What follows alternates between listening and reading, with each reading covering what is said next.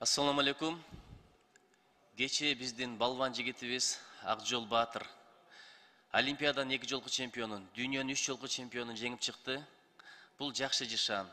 Бир азаматтын жеңиши бир өлкөнүн туусунун көтөрүлүшүнө, бир өлкөнүн гимнин жаңырышына себеп болуп атат.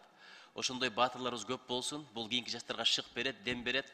Бүткүл депутат коллегалардын атынан чын жүрөктөн куттуктайм. Бизге азыр жеңүү үчүн психологиясы аябай керек. Азамат Батыр ушунун жолун жолдогон мыктылар көп чыксын. Кийинки маселе. Айыл чарба багытындагы 6% менен берилип аткан кредит.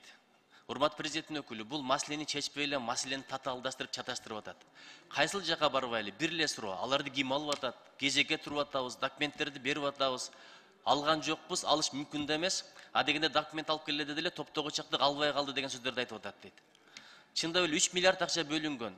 Бир отчет берип койсунчу ошол Айыл банк, Айыл чарба министрлиги кимдер алды, кандай иштер бүтүп атат? Алган башка, аны туура пайдаланган такыр башка. Өткөн жылда ушул проблема болгон. Андан көрү жөн эле ушул акцияны кылбай деле койсо болмок. Жөн эле пиар деген пикирлерди айтылып атат. Эффективдүү пайдаланыш керек да. Анан келип депутаттарга сурак, кайсы жака? Таласка барып келдим, таласта деле ошол маселе. Анан дагы бир глобалдуу маселе, пособие. Мында деле бир 4-5 балалуу үй бүлө, кайнатаң кайнең менен чогуу жашайт экенсиң, кайнатаң кайнеңдин пенсиясы бар экен деп пособияны кыркып таштаптыр.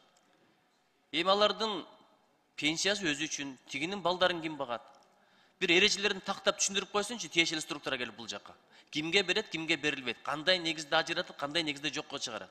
Уюң бар экен деп, телевизоруң бар экен деп, машинаң бар экен, күйөөң Россияда иштеп жүрөт экен, алда акча жөнөтөт деп туруп эле божомолдоп. Балким ал жакта түрмөгө түшүп калгандыр, банкрот болуп жаткандыр. Ушул маселени бир тактап түшүндүрүп койсунчу. Кийинкиси. Кайсыл жерге барба, участок берсеңер жакшы болмок. Бир короодо көп адам жашап атабыз деген маселе. Эми түшүнөм, Кыргызстандын жери чексиз эмес. Резина эмес, аны дагы түшүнөм. Айыл чарба багытындагы жерлерди трансформация кылып туруп жеке менчикке берип койсоң, эртең бир күнү пандемия болсо, тигиндей бир кырдаалдар болуп калса, согуш кырдаалдар болуп калса, Кудай бетин ары кылсын. Ким бизге нам берет? Ошон үчүн аны сакташ керек, аны да түшүнөм. Ошон үчүн райборборлорду, айылдарда бириктирип атасыздар.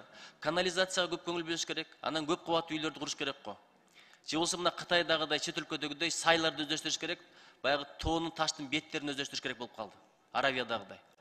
Ушул багытта дагы бир иштер жүргүзбөсөк, элдин журттун талабы ошол. Анан Таласка барып келдим, өтмөктүн жолу чындап абдан начар акыбалга түшүп калыптыр. Тешик, жыртык. Ушундай катып бараткан машиналар аварияга түшүп болушу ичкеп эмес. Ошого бир көңүл берип коюңуздарчы. Өтмөктүн суугун билесиздер, кыштын күнү адамдар жолдо калбасын. Чоң рахмат.